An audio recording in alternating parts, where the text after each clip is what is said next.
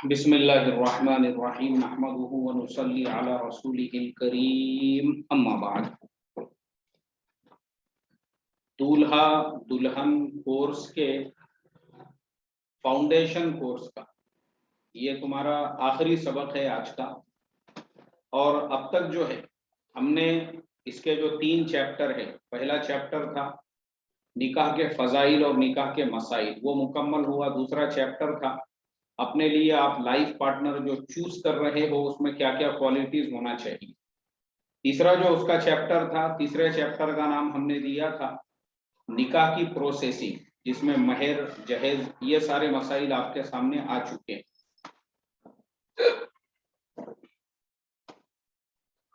अब ये जो आपका आखिरी सबक है फाउंडेशन कोर्स का, इसके अंदर हम आपको अब निकाह की आखिर की जो कार्रवाई है वो हम आपको डिटेल में बताएंगे कि जो बारात ले जाई जाती है, लड़की वालों का जो खाना खाया जाता है और बारात और लड़की वालों का खाना खाना है, इसके साथ में फिर निकाह जो है वो किस तरीके से मुनाकिद होगा और उसके बेसिक मसले मसाइल क्या है, ये हमारे आज के सबक में सारी चीज़ें इंक्लूड होंगी। तो सबसे पहले आज हम बात करते हैं बारात ले जाने पर। तो बारात के बारे में शरीयत क्या कहती है। तो लिखा है कि बारात हिंदुओं की ईजाद और उनकी रस्म है। असल में ये बारात वगैरह हिंदुओं की ईजाद है। पहले ज़माने में अमन नहीं था, अक्सर राहजनों कज़ाक़ों डाकुओं से दो चार होना पड़ता था, इसलिए दूल्हा दुल्हन और असबाब जेवर वगैरह की हिफाजत के लिए एक जमाअत की ज़रूरत थी और हिफाजत की मसलियत से बारात ले जाने की रस्म ईजाद हुई। इसी वजह से फी घर एक आदमी लिया जाता था। अगर इत्तेफाक से कोई बात पेश आए तो एक घर में एक ही बेवा हो, और अब तो अमन का ज़माना है, अब उस जमात की क्या ज़रूरत। अब हिफाजत वगैरह तो कुछ मकसूद नहीं, सिर्फ रस्म का पूरा करना और नामवरी नज़र आती है, बारात की कतअन ज़रूरत नहीं है। अब चलिए आगे, हज़रत थानवी रहमतुल्लाह अलैहि ने मिसाल भी दी है कि अल्लाह के नबी ने हज़रत फ़ातिमा का रिश्ता किया। रिश्ता तय करते वक्त हज़रत अली मौजूद नहीं थे, लेकिन निकाह के वक्त तो हज़रत अली खुद भी मौजूद ना थे, बल्कि मुअल्लक़ निकाह हुआ था इन रज़िया अलीयुन, यानी अगर अली रज़ामंदी जाहिर करे। चुनांचे जब वो हाजिर हुए तो उन्होंने कहा रज़ीतु, अब उनका निकाह जो है वो मुकम्मल हुआ। इसीलिए आगे जो है बारात के बहुत सारे मफासिद वगैरह भी हज़रत थानवी ने लिखे हैं कि कभी दूल्हा वाले कभी दुल्हन वाले बड़े बड़े इसरार और तकरार करते हैं, इससे मकसूद सिर्फ नामवरी और तफाकुर है। अक्सर इसमें ऐसा भी करते हैं कि बुलाए 50 और जा पहुंचे 100। अव्वल तो बिला बुलाए इस तरह किसी के घर में जाना हराम है। हदीस शरीफ में है, जो शख्स दावत में बिन बुलाए जाए वो गया तो चोर होकर और निकला लुटेरा होकर, यानी ऐसा गुनाह होता है जैसे चोरी और लूट मार कर लिया। फिर दूसरे शख्स की इसमें बेआबरूई भी हो जाती है, किसी को रुसवा करना ये दूसरा गुनाह है। फिर इन उमूर की वजह से अक्सर जानिबैन में ऐसी जिद्दा जिद्दी और बेलुत्फी कदूरत बल्कि बसा औकात रंजिश होती है कि उम्र भर कुलूब में इसका असर बाकी रहता है। चूंकि ना इत्तेफाकी हराम है, इसलिए इसके असबाब भी हराम होंगे, इसलिए ये फजूल रस्म हरगिज हरगिज जायज़ नहीं है। अब तो इन रस्मों की बदौलत बजाय मोहब्बत और उल्फत के, जो के मेल मिलाप से असली मकसूद है, अक्सर रंज और तकरार और शिकायत की नौबत आ जाती है। पुराने कीनों का ताज़ा करना और साहिब तकरीब की आयब जोई और तजलील के दरपे होना, इसी तरह की दूसरी खराबियां देखी जाती है। चूंकि ऐसा लेना देना खाना खिलाना उर्फन लाजिम हो गया है, इसलिए कुछ फरहत व मसरत भी नहीं होती, न देने वाले को कि वो एक बेगारी सी उतारता है, न लेने वाले को कि अपना हक ज़रूरी या मुआवजा समझता है। फिर लुत्फ मोहब्बत कहाँ, इसलिए इन तमाम खुराफात का हज़्फ करना ये वाजिब है। आगे हज़रत थानवी ने लिखा है, मैं बारात की रस्म को हराम समझता हूँ। ये खराबियां हैं बारात में जिनकी वजह से बारात को मना किया जाता है और मैं जो पहले बारातों में जाया करता था, इस वक्त तक मेरी समझ में ये खराबियां ना आई थी। अब मैं इन रस्मों को बिल्कुल हराम समझता हूँ। और अगर तुम्हारी समझ में ना आए तो दूसरी बाब की छठी फसल यानी इमदादुल फतावा का यहाँ पे हजरत ने हवाला भी दे दिया हुआ है कि बाज़ाब्ता फतावे की किताब के अंदर ये बारात के मसाइल जो है वो तफसील के साथ में लिखे हुए हैं। चलिए, अब हमने आपको किताब में से अब तक जो पढ़ के सुनाया, ये सारे तफासिल, ये सारे डिटेल्स हजरत थानवी रहमतुल्लाह अलैह की किताब से हमने लिए थे।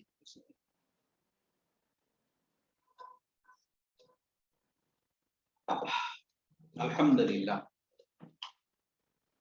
अब हम आपको इसका खुलासा करके बताते हैं कि भाई इसमें हजरत थानवी रहमतुल्लाह अलैह ने ये सारे डिटेल्स लिखे और आखिर में लिखा कि मैं इसको हराम समझता हूँ। इसका क्या मतलब है?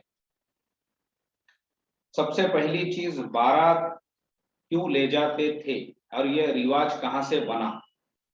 तो इसके लिए हम लोगों को सबसे पहले ये समझना जरूरी है कि पहला जो जमाना था, तो पहले जमाने में क्या होता था कि शादियां दूसरे गांव में होती थी।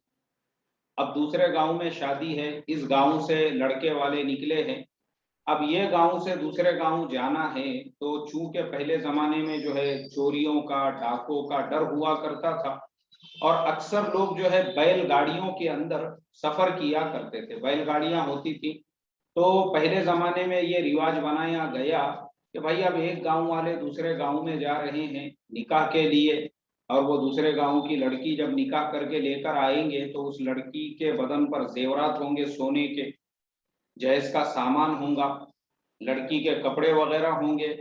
अब ये सारी चीजें होंगी। अब वो लड़की अगर अकेली या उसका शोहर और खाली ससुराल वाले, ये 10-12 लोग घर के जाके अगर उसको लेकर आ रहे हैं, तो चोरी होने का और डकैती का बहुत ज्यादा डर हुआ करता था। जैसे आप लोगों ने देखे होंगे पहले जमाने में जो है पुरानी फिल्में वगैरह जो हुआ करती थी, वैसे फिल्मों के अंदर आपने देखे होंगे 2 नाली की बंदूक वाले जो डाकू होते थे, डाकू जो होते थे, घोड़ों के ऊपर जो डाकू होते थे ना, तो वो रेलगाड़ियों को लूट लेते थे। वो चलती हुई जो रेलगाड़ी है, वैसी रेलगाड़ियों को लूट लेते थे। हमारे स्टूडेंट्स में एक हमारे शागिर्द अरशद भाई है जो झारखंड के रहने वाले हैं। हमारे अरशद भाई का जो झारखंड का इलाका है, वहां तो जगह जगह पे जो है वो कोयले की कानें हैं, कोयले की कानें, धनबाद में कोयले की कान है, इसी तरह से जो है टाटा नगर है, जमशेदपुर वगैरह वगैरह है। वो इलाके के अंदर तो जो कोयले से भरी हुई मालगाड़ियां होती थी, वो मालगाड़ियों को लूट लेते थे लोग। तो पहले जमाने में क्या है, मालगाड़ियों को लूट लिया जाता था, बसों को लूट लिया जाता था। अब आज की न्यूज है, आज मैंने पढ़ा हूं कि इसके अंदर उत्तराखंड के एरिया में कहीं पे एक ट्रेन को लूट लिया गया, आज की खबर है। तो अब आप सोचो कि आज के जमाने में भी ट्रेनों को लूटा जा रहा है, और वो जमाने में तो ज्यादातर मालगाड़ियों वगैरह को, तो ये शादी ब्याह को लूटना तो लोगों के लिए आम बात हुआ करती थी। तो इस वजह से पहले लोगों ने ये तय किए कि भाई जिस गांव से भी लड़के वाले निकाह के लिए दूसरे गांव जा रहे हैं, तो हर घर से एक आदमी को ले लिया जाए। अब हर घर से इसलिए एक एक आदमी लेते थे कि भाई एक आदमी घर पे रहे, अगर मान लो रास्ते में कुछ लड़ाई झगड़ा भी होता है, वो मर भी जाता है, तो कम से कम एक आधा आदमी घर पे भी होना चाहिए। तो लोगों के हाथ में ऐसे डंडे होते थे, और वो डंडों के साथ में वो बारात जो है वो निकलती थी दूसरे गाँव के लिए। अब रास्ते में उनका खाना भी पक रहा है और बारात का पड़ाव भी हो रहा है, और ये गांव से वो गांव तक बारात को जाने में कम से कम बाज़ औक़ात 1 दिन 2 दिन, कभी कभी 3-3 दिन लग जाया करते थे। अब बारात वहां पे जाती थी, उसके बाद में वो जो लड़की वाले होते थे बारात के रहने का, खाने का इंतजाम भी करते थे, और फिर बारात के जो लोग हैं वो थोड़ी अपनी थकावट भी निकालते थे, चारपाइयां लगी हुई होती थी, हुक्के वगैरह उनके लिए होते थे। अब उसके बाद वो बारात वहां पे 1-2 दिन रुकती, शादी ब्याह हो जाता, उसके दूसरे तीसरे दिन फिर बारात वहां से जो है रवाना होती। तो ये जो सिस्टम होता था ये सिक्योरिटी के लिए हुआ करता था। अब हमारा जमाना आ गया ट्रेनों का, बसों का, कारों का। अब हमारे जमाने में तो वैसे यानी दुल्हन को लूट कर लेकर जाना या इस तरह से शादी ब्याह को लूटना, ये तो आज पॉसिबल ही नहीं है। तो आज के जमाने में तो उमूमन एक कार में फैमिली के 4 लोग भी अगर लड़की के घर पे जाते हैं और निकाह करके आ जाते हैं तो आसानी के साथ में निकाह हो सकता है। तो हमारे जमाने के एतबार से अगर देखा जाए तो वो बारात ले जाने की आज बिल्कुल भी जरूरत नहीं है, बिल्कुल भी जरूरत नहीं।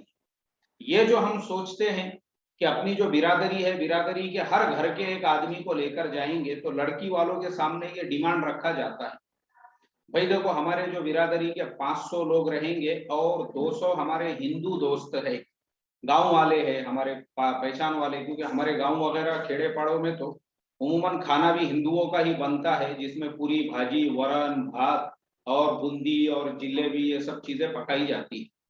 तो बहुत से खेड़े पाड़ों में तो ये भी होता है कि भाई जब हिंदू मेहमान ज्यादा रहे तो फिर पूरा खाना भी उन्हीं का बनाया जाता है। तो ये जो लड़की वालों के सामने आज भी जो लोग ये डिमांड रखते हैं, तो ये जो लड़की वाले, अब क्या होता है बाज औकात, चलो ये सब चीजें तो गांव खेड़े की हो गई, अब पुणे जैसे शहरों का हाल ये है।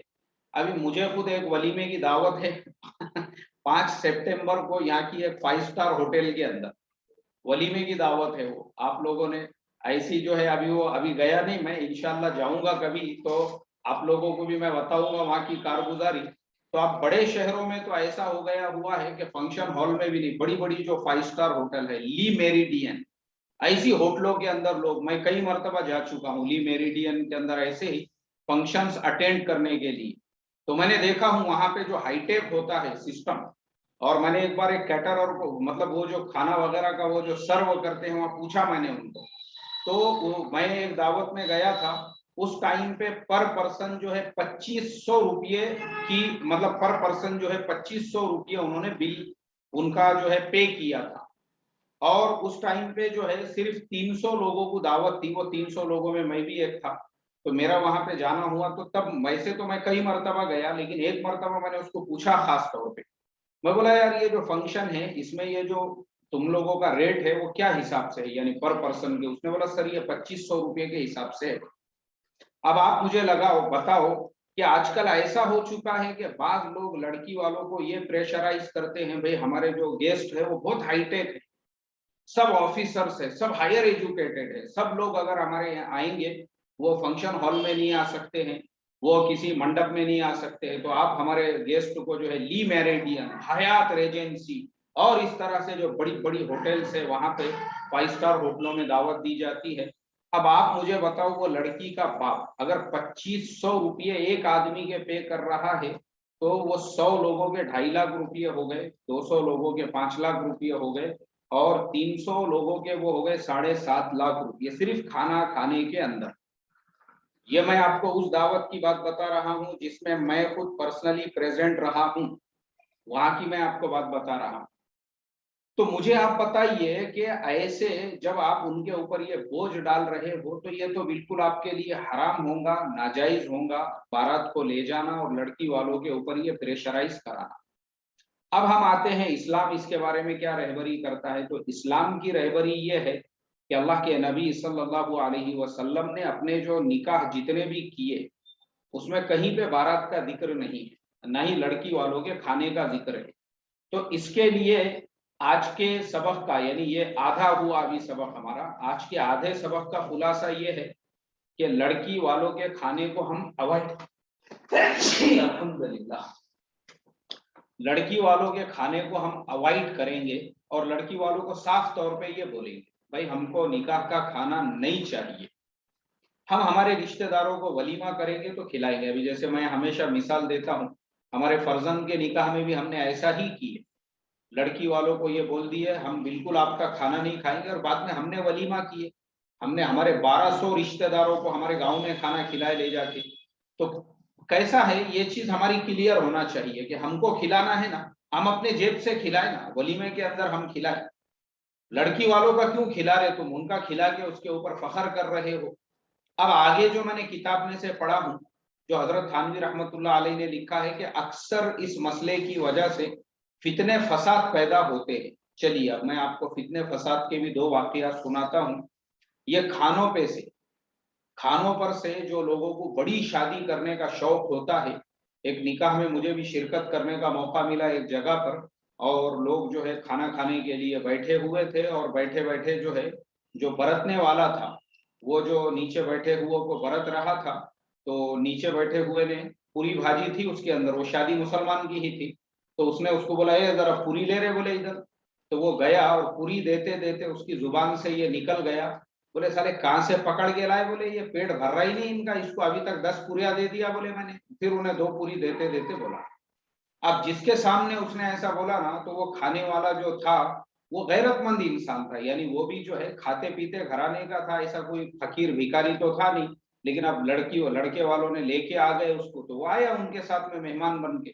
उसको आया गुस्सा, वो वहीं पे खड़े हो गए, और खड़े होने के बाद में उसने बोला साले भिखारी समझ रहा क्या, बोले तुझे खाना खाने को आए हुए दिख रहे समझ रहा, बोले तुझे हम आए मेहमान बोल के तुमने, बोल के उसने उसका गला पकड़ दिया और उसको नीचे पटक दिया उसने। जैसे ही पटका तो जितने खाना बरतने वाले थे सबने वो खाने का सब फेंक दिए इधर उधर, वो उसकी तरफ आए। अब वो जो जो लड़का था खाने को बैठा हुआ, उसके जो गांव वाले थे दोस्त अहबाब, वो खड़े हो गए। मारा मारी उसके अंदर, वो जो कढ़ाई जिसके अंदर पूरियां तले जा रहे थे वो पूरी जमीन पे गिर गई। वरण का भगोना पूरा उन्होंने उलट दिए। पूरी जो थी उसके बाद में जो कबड्डी का मैदान बन गया, वो पूरा का पूरा मंडप, काय की शादी और काय का की पूरी भाजी और काय का जो है खाना और काय का क्या खाते, बैठो आप खाते हुए। तो ये क्यों हुआ ऐसा, सिर्फ और सिर्फ इस वजह से हुआ, हजारों लोगों को दावत दी गई, हजारों लोगों, और वो बरतने वाले थक गए, वो बरतते बरतते थक गए, तो उनके मुंह से निकल गया ये साला कब तक इनको खिलाते बैठेंगे, इनका पेट भर रहा ही नहीं कुछ।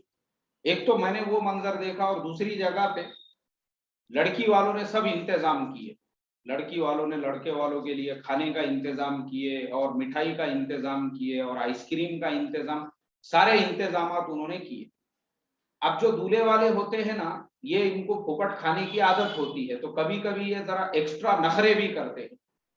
तो दूल्हे वालों में से एक ने लड़के के बाप को बोला, बोले यार लड़की वालों ने इंतजाम में क्या है, बोले ये कुछ खास दिख रहा नहीं, बोले चाय का इंतजाम नहीं करेंगे यहाँ पे, चाय चाय पीने को, चाय चाय के ऐसे जो रहते ना थर्मस, देखो ये ऐसा जो पानी का थर्मस है हमारा ये ऐसे जो है आप लोगों ने देखे होंगे, चाय के भी जो है ऐसे रखे हुए रहते। बोले यार चाय के थर्मस रखे नहीं क्या इन्होंने। तो लड़के के बाप ने लड़की के बाप को बोला, अरे बोले हमारे रफीक भाई जरा इधर आइए, अरे क्या बोले कुछ इंतजाम दिख रहा नहीं तुम्हारा कुछ। तो लड़की के बाप ने बोला भाई इंतजाम देखो ना, बोले वहां पे चिकन तंदूरी का इंतजाम है, वहां पे जो है गुलाब जामुन का इंतजाम है, आइसक्रीम अनलिमिटेड फ्री है, बोले जो तुम्हारे मेहमानों को जितना खाने का है उतना आइसक्रीम खा सकते हो, कोई मसला नहीं है, आइसक्रीम अनलिमिटेड रखा हुआ है, पूरी भाजी का इस वो क्या बोलते गोल गप्पे का स्टॉल लगा हुआ है, सब कुछ तो है, बोले नहीं नहीं चाय का स्टॉल दिख रहा नहीं, बोले चाय वाले दिख रहे नहीं यहाँ पे। तो बोले देखो अपना जो हॉल है उसके गेट पे ही 2-4 चाय की होटलें हैं।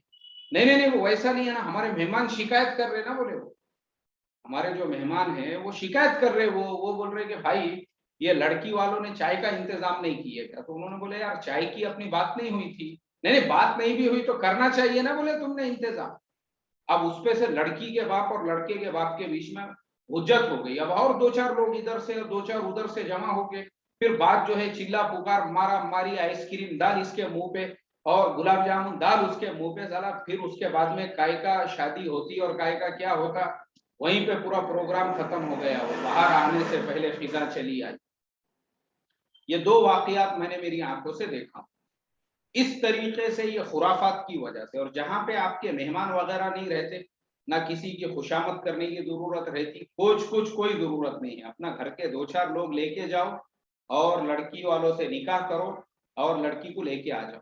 और बिल्कुल नहीं ले जाना चाहिए रिश्तेदारों को, मैं आपको ये भी बताता हूँ, बहुत सारे खबीस और देड़शाने हमारे भी रिश्तेदार ऐसे रहते, अपन उनको इज्जत देना चाहते और अपन अपने साथ में उनको लेके जाते ना, तो वो अपने ही वहां पे झगड़े लगाने के काम करते। कैसे झगड़े लगाते वो लोग, वो लड़की वालों के पास बैठते, फिर उनके बाद में वो लड़की में आएगा और नक्श निकालते, फिर लड़की वालों के खाने में निकालते। हालांकि जो लड़के वाला और लड़की वाले रहते उनमें आपस में खूब मोहब्बत रहती, लेकिन ये जो फालतू लोग जो लेकर जाते ना, इनकी वजह से रिश्ते टूटते, इनकी वजह से किसी को चाय लग रही है, किसी को गुलाब जामुन चाहिए, किसी को बार बार पूरी चाहिए, करो झगड़े, फिर उनकी वजह से टूट गया रिश्ता, अल्लाह हिफाजत फरमाए।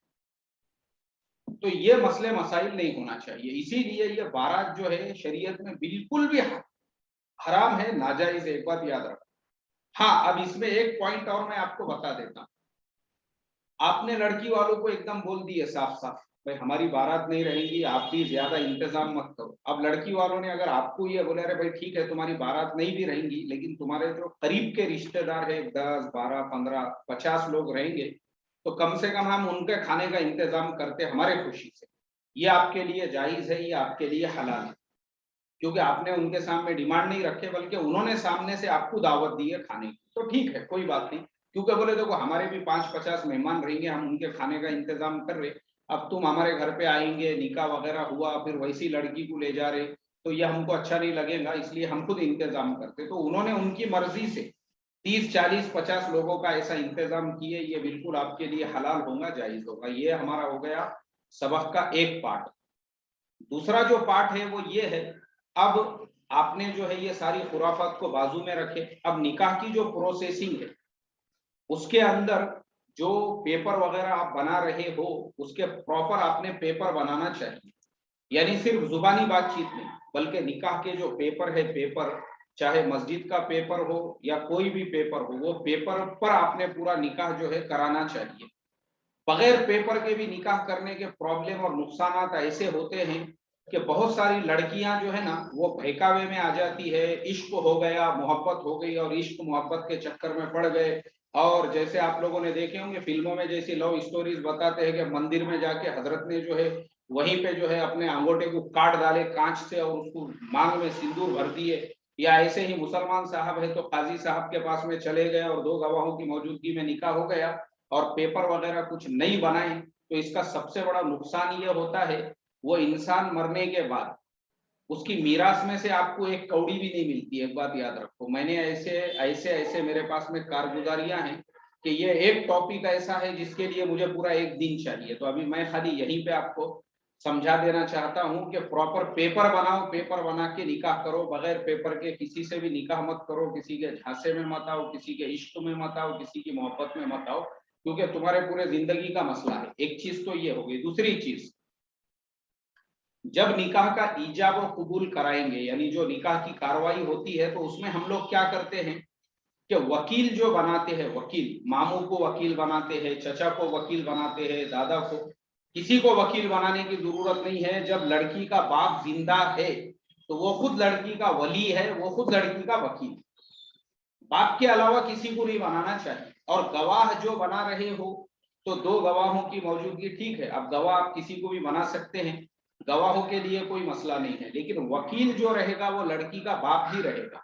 और जब लड़की के पास में आप पहुंचोगे ईजाब कराने के लिए, तो महर की जो भी रकम आपकी तय होगी वो नगद देना चाहिए, वो नगद देना चाहिए। महर के पैसे नगद देना ये लाजमी है, ये वाजिबी है।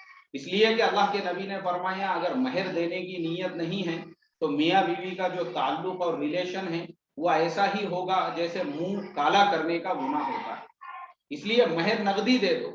जब आप सबके पैसे नगदी दे रहे हो, कार वाले के पैसे नगदी दे रहे हो, और हार वाले के पैसे नगदी दे रहे हो, कपड़े वाले के टेलर के पैसे नगदी दे रहे हो, तो महर उधार क्यों? ये मेरा सवाल है। तो महर नगदी होना चाहिए, नगदी कैश में महर दो। और महर जो है नगदी में देने के बाद, और मैं आपको बताता हूँ, लोग हंसते हैं, अगर जो लोगों ने उधारी में महर रखे ना, हंसते हैं लोग, बाद में मजाक उड़ाते हैं ऐसे दूल्हों का। तो ऐसी नौबत मत आने दो, महर नगदी में होना चाहिए।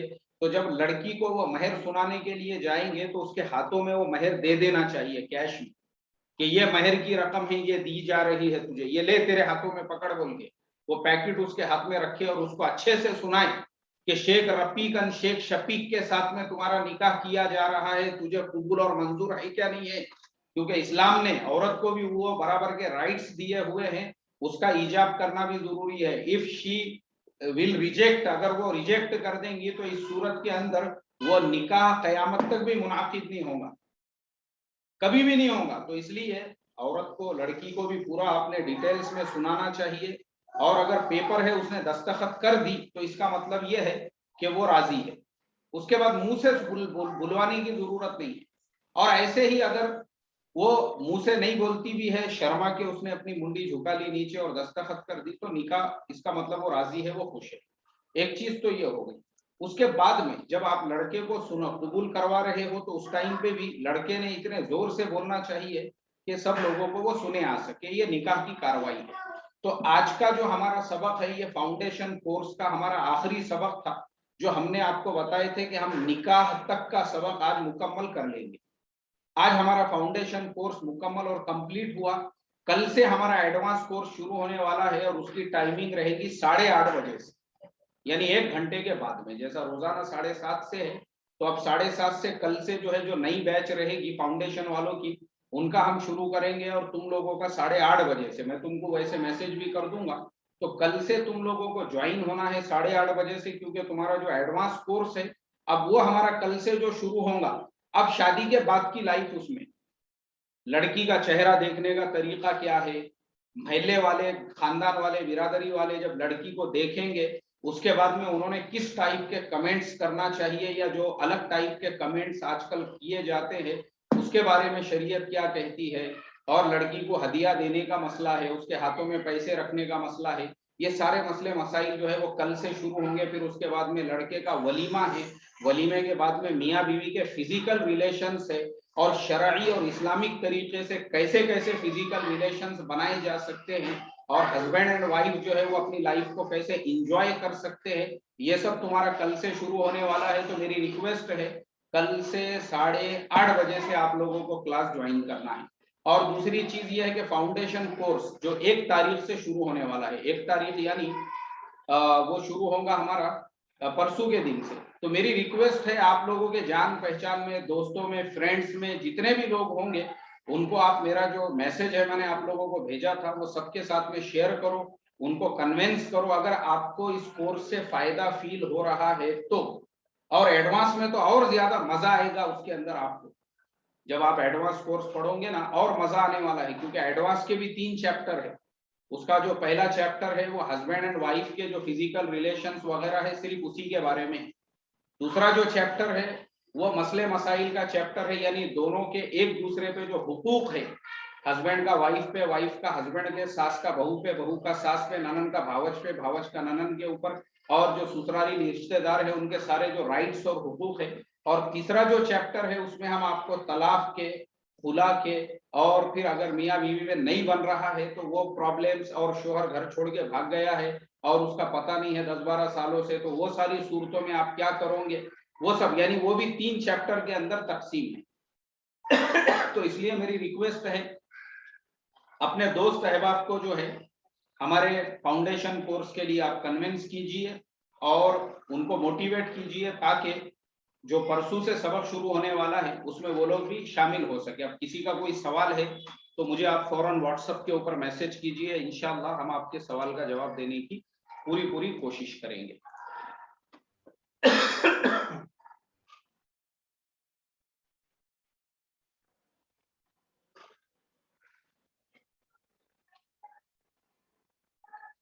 चलिए, मौलाना, शादी के मौके पर लड़का या लड़की के वालिदैन को जो लोग कपड़ों का तोहफा देते हैं वो रस्म है या नहीं? देखो, वो एक तो एक तरह से अगर देखा जाए तो वो हमने समाज में एक रस्म बना लिए हुए, जो लड़के लड़की वालों को दिए जाते हैं वो एक रस्म है। लेकिन अगर अब रिश्तेदारों को मना करने के बाद भी रिश्तेदार जबरदस्ती आपको तोहफा या हदिया अपनी मर्जी से बगैर प्रेशराइज के दे रहे हैं, तो आप ले सकते हैं। अब इस मसले में मैं आपको ज्यादा नहीं बोल सकता हूँ, क्योंकि मुझे भी कम से कम 40 से 45 लोगों ने कपड़े हदिये में दिए। हमारी अहलिया को भी 50 से 60 रिश्तेदारों ने अपनी अपनी तरफ से वलीमे के मौके पे, उनकी बहनें हैं, मेरी बहनें हैं, मेरे भाई है, उनके भाई है, इस तरीके से जितने भी रिश्तेदार थे। तो प्रॉब्लम एक्चुअल में क्या होता है, ये भी एक रस्म है, ये भी एक रिवाज है। लेकिन हम रिश्तेदारों को अगर मना करें, तो अब चूंकि ये वो अपनी मर्जी से लेकर आ रहे हैं देने के लिए, तो आप अगर आप ले रहे हैं तो उसमें कोई हर्ज नहीं है। चलिए, और अरशद भाई ने लिखा है, मौलाना साहब टाइमिंग 10 मिनट और बढ़ा देते तो अच्छा होता, यहाँ ईशा का टाइम होता है। देखो अरशद भाई, ईशा की जो नमाज है ना, आप किसी एक साथी को रोको और बाद में आप उसके साथ में जमात से पढ़ सकते हो, क्योंकि ये भी जो अमल आपका हो रहा है, आप इल्म हासिल कर रहे हो जिसका सीखना फर्ज है, और ये मसाइल का इल्म है ये जो हम आपको सिखा रहे हैं। जी, नमाज तो छूट नहीं रही है आपकी। 9 बजे आप फ्री हो गए, 9 बजे के बाद भी आप किसी को साथ में लेके उसके साथ में अपनी जमात कर सकते, कोई प्रॉब्लम नहीं है। और वैसे भी अभी महाराष्ट्र में तो हमारे ऐसा है, 5 लोगों से ज्यादा की अभी भी परमिशन नहीं है। चलिए,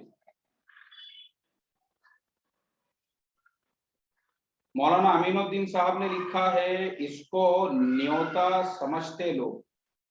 किसको न्योता समझते मौलाना, मैं समझा नहीं। यानी जो हदिया वगैरह जो दिया जाता है उसको न्योता समझते हैं, या फिर जो दावत दी जाती, क्योंकि मराठी में दावत को न्योता कहते हैं। माशाल्लाह, सबक बहुत कीमती नॉलेजेबल मिला, अल्हम्दुलिल्लाह। चलो ठीक है। चलिए, अब मैं देख रहा हूं कि किसी भी स्टूडेंट का हमारे कोई सवाल नहीं है, तो हम आप सब लोगों से चाहते हैं इजाजत। कल आप लोगों को ज्वाइन करना है, कल से 8:30 बजे से, वैसे मैं आपको मैसेज करूंगा।